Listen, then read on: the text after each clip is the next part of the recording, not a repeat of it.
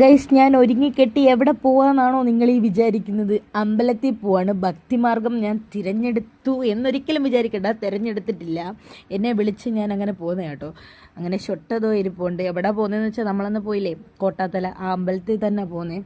അപ്പോൾ പെട്ടെന്ന് ഇറങ്ങാൻ വേണ്ടി കൊട്ടാരക്കര കിഴക്കേ തെരുവ് ആ റോഡ് ഷോർട്ട് കട്ട് ഉണ്ട് കേട്ടോ. ആ ഷോർട്ട് കട്ട് വഴിയാണ് ഞങ്ങൾ പോകുന്നത്. പിന്നെ ഞങ്ങൾ പമ്പിൽ കയറി പെട്രോളൊക്കെ അടിക്കണ്ടേ, പെട്രോളൊക്കെ വേണ്ടേ. അത് കഴിഞ്ഞ് നേരെ ഞങ്ങൾ അമ്പലത്തിലെത്തി ഗൈസ്. ഇതുകൊണ്ട് കാണുന്ന കണ്ടോ, അതാണ് ഗൈസ് അമ്പലം. പിന്നെ മുറ്റി വെയിലായിരുന്നു, അവിടെ ചെന്നപ്പോൾ നല്ല വെയിലുണ്ടായിരുന്നു. അന്ന് ഞങ്ങൾ വന്നപ്പോൾ നല്ല താമസിച്ചു പോയി, ഇന്നും താമസിച്ചു കേട്ടോ. നടയടക്കാറ ആ ടൈമൊക്കെ ആയപ്പോഴാണ് ഞങ്ങൾ കയറി ചെന്നത്. പക്ഷേ ചെന്നതും ഭാഗ്യമായി, പായസം കിട്ടി ഞങ്ങൾക്ക്, അങ്ങൊരു പ്രയോജനം കിട്ടി. പിന്നെ നടന്ന് മേളി വന്ന് കുറച്ച് നേരം ഇരുന്ന് തൊഴുതിട്ടിരിക്കുന്ന ഇരിപ്പാട്ടോ ഇത്.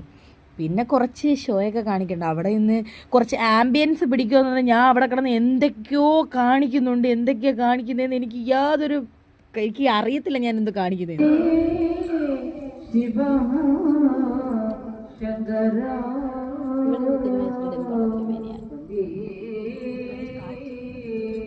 പിന്നെ ശിവനെ ശങ്കരനെയൊക്കെ വിളിക്കുന്ന കേട്ടിട്ട് ഞാൻ നേരെ സർപ്പക്കാവിൻ്റെ അടുത്തോട്ട് പോയി. പിന്നെ അവിടെ ആളധികം ഇല്ലാത്തതുകൊണ്ട് വീഡിയോ എടുക്കാൻ പറ്റുമായിരുന്നു. അങ്ങനെ ഞാൻ നൈസായിട്ട് വീഡിയോ എടുത്ത്. പിന്നെ ഞാൻ എന്തോ കാണിക്കുന്നതെന്ന് എനിക്ക് തന്നെ അറിയത്തില്ല. പിന്നെ ഷൊട്ടതോ അവിടെ തന്നെ ഇപ്പോൾ ഉണ്ട്.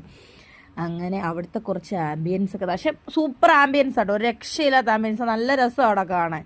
എന്തോ ഈ അമ്പലം ഭയങ്കരമായിട്ട് ഇഷ്ടപ്പെട്ടു. പിന്നെ അവിടുന്ന് ഞങ്ങൾ താഴേക്ക് ഇറങ്ങുമെന്ന് പറഞ്ഞുകൊണ്ട് ഞാൻ ടാറ്റയൊക്കെ പറഞ്ഞുകൊണ്ട് താഴേക്ക് വരാം.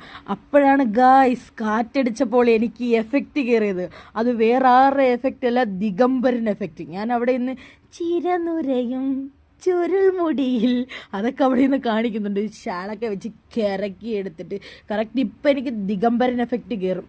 കണ്ടോണം, ആ ചിരിയൊക്കെ കണ്ടോ, പെർഫെക്റ്റ് ദിഗംബരൻ. അങ്ങനെ ഈ വീഡിയോ ഇത്രേ ഉള്ളൂ. അടുത്ത പൊട്ടത്തരം കൊണ്ട് ഞാൻ വരാം. ബൈ.